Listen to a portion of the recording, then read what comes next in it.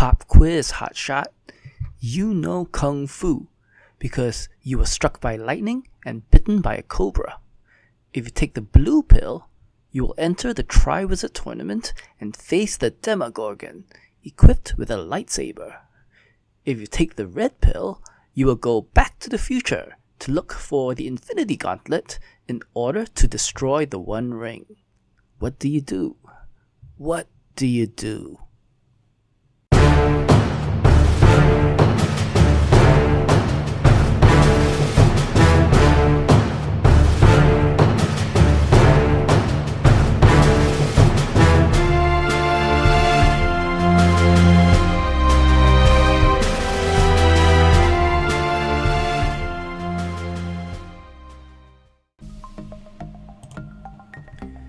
In 1974, Gary Gygax and Dave Arneson published a game called Dungeons and Dragons.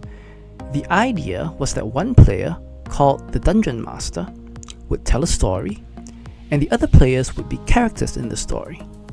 As the story presented the characters with challenges, the players would decide how the characters responded, and a system based on rolling dice would determine if the characters succeeded or failed. This allowed the players to pretend to be heroic characters, similar to those in Tolkien's Lord of the Rings. Dungeons and Dragons caught on in a huge way, possibly because it had something for everyone. There was the action of the combat system, social interaction, mastery in solving puzzles and overcoming challenges, achievement in improving your characters, immersion in a fantastic story, and creativity in both designing your characters and acting out your role. Besides, you can do all this in the comfort of your favorite chair. While not the only factor, Dungeons & Dragons had a significant impact on the development of two major video game genres: adventure games and role-playing games.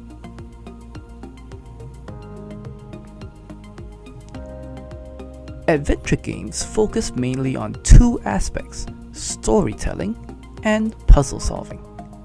You usually play the role of a protagonist in a story and have to decide how to overcome challenges and progress the story to a favorable conclusion.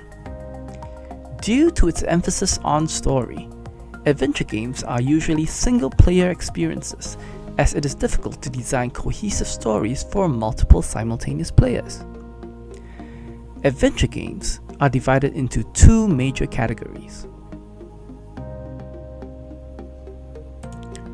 The first adventure game was called Colossal Cave Adventure, which consisted of about 700 lines of Fortran code and was developed by Will Crowther in 1976 in order to connect better with his daughters. There were no graphics. Instead, the game provided a text description, and the player types in his actions in English. The game also included an inventory system where players can pick items up and use them elsewhere, which is a concept that is the cornerstone of millions of adventure game puzzles today. Other notable works of interactive fiction include Adventureland, the Zork series, and Hitchhiker's Guide to the Galaxy. Interestingly, text adventure games inspired game books such as Choose Your Own Adventure, so this is one of those rare times where video games inspired print media rather than the other way around. One of the reasons these games had no graphics was due to the limitations of technology. Computers back then simply couldn't produce graphics. Therefore, designers of interactive fiction were essentially authors, relying only on words to immerse the player in their fictional world. Even today, in the age of cutting-edge graphical technologies, there are still fans of interactive fiction.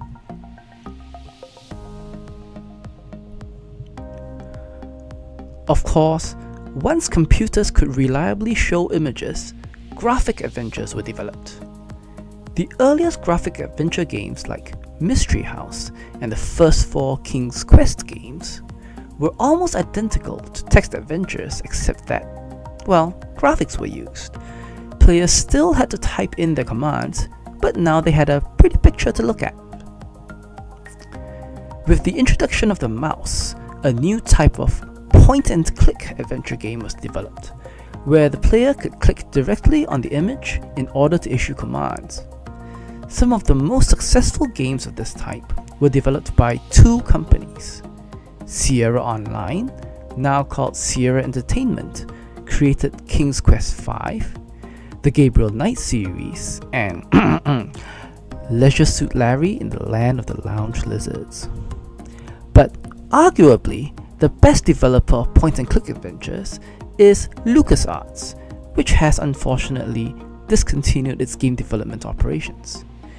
Games like Day of the Tentacle, Grim Fandango, and the Monkey Island series are some of the best adventure games ever made.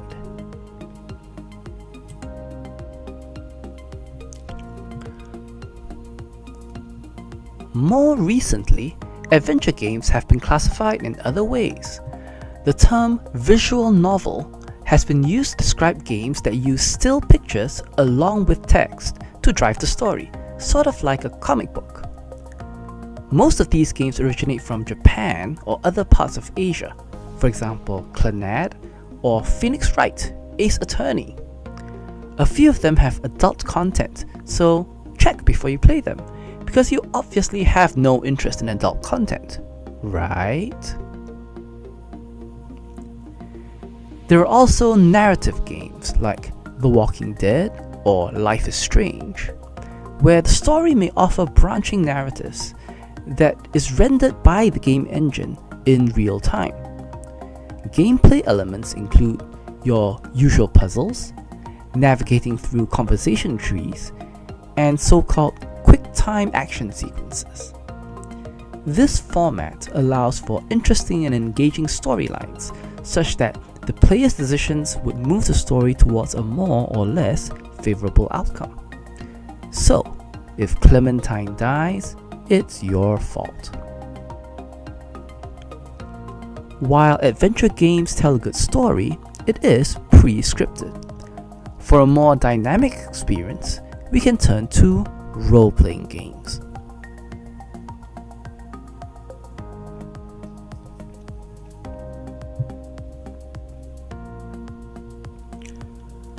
Role-playing video games are sometimes called computer role-playing games or CRPGs to distinguish them from pen and paper RPGs like Dungeons and Dragons, but we'll just call them RPGs. In these games, you play the role of a character or characters in a well-defined world with its own rules and laws. Unlike adventure games, RPGs offer more freedom of movement and the ability to explore the world more freely. Many of the norms established in Dungeons and Dragons the pen and paper game has been adapted to the digital form. Characters in RPGs often have statistics like strength and intelligence to determine their likelihood of succeeding in tasks.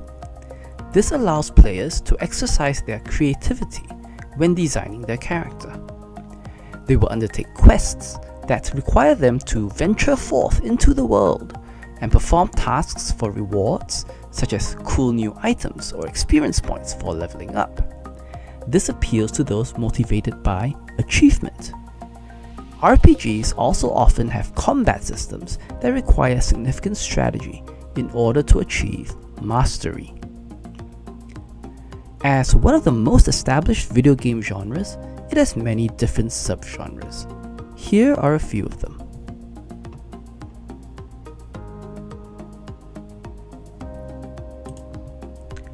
A roguelike game is named after a dungeon crawl game created in 1980 called Rogue, where players must explore several levels of a dungeon to find the Amulet of Yendor.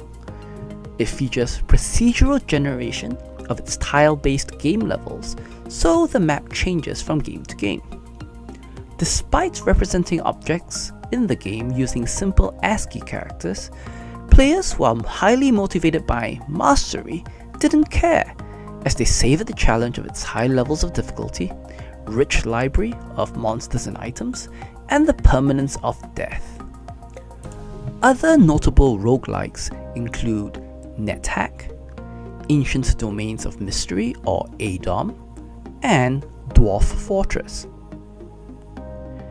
Nowadays, the term roguelike has been used mainly to describe dungeon crawl RPGs that use procedurally generated game levels, so ASCII graphics and permadeath are not necessary. Games like The Binding of Isaac, FTL Faster Than Light, and even Diablo can therefore be considered roguelikes. Some people object to this classification as they feel it is not true to the spirit of the original Rogue game, and instead they use the term roguelike-like. Such people need help. Incidentally, note the spelling. It's rogue, not rouge. One's an X-Man, the other's a form of makeup. I'm just saying.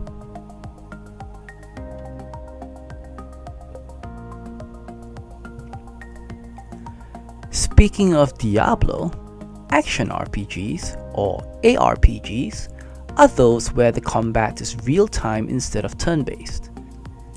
This seemingly minor distinction has a significant impact on the feel of the game, since real-time combat moves the game away from the deep strategy of turn-based combat and more towards twitch skills. Other than Diablo, notable ARPGs include the Legend of Zelda series, first-person dungeon crawls like Eye of the Beholder or Ultima Underworlds, and even role-playing shooters like the Mass Effect or Deus Ex series. Some commentators have criticized ARPGs for not offering the true RPG experience. Such people also need help.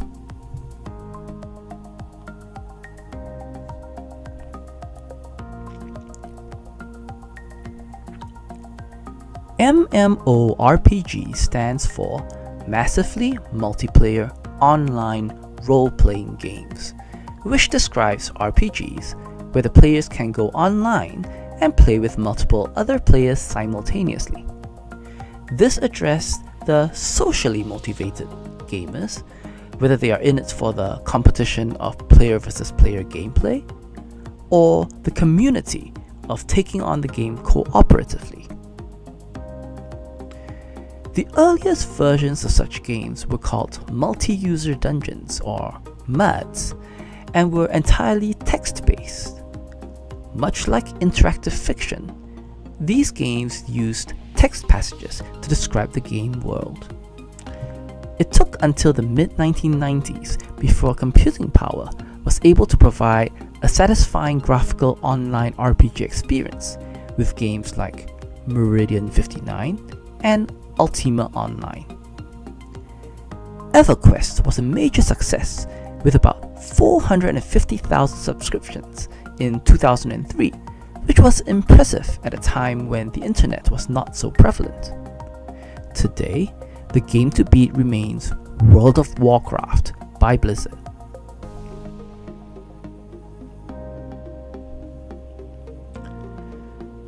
There are several other types of RPGs, or ways to classify RPGs.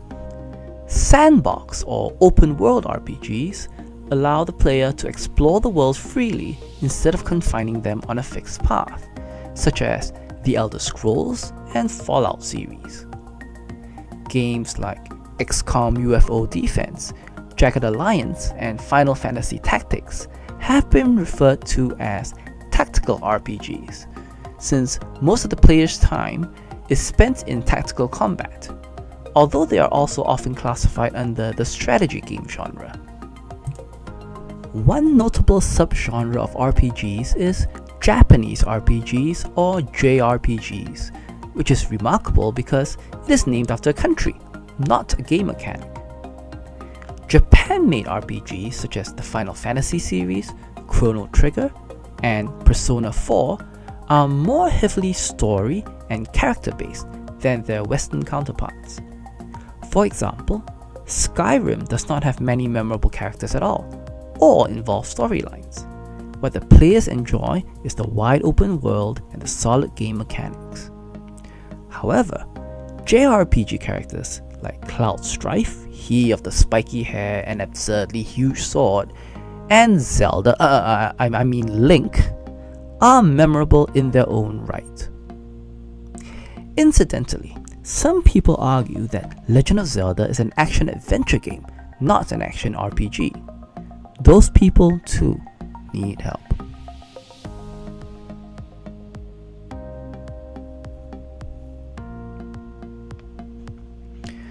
Both adventure and role-playing games put the player in a world that is different from the one we live in. For a couple of hours, we can get involved in an adventure, see our character improve and develop, take out nasty monsters and get some sweet, sweet loot. These are the types of games that can leave a lasting impact on the player, and sometimes they can even affect us emotionally. Like in Final Fantasy VII, when Aerith, or that starting sequence in The Last of Us with that soldier, or the ending of Life is Strange when Chloe, I'm not crying, you're crying. Shut up!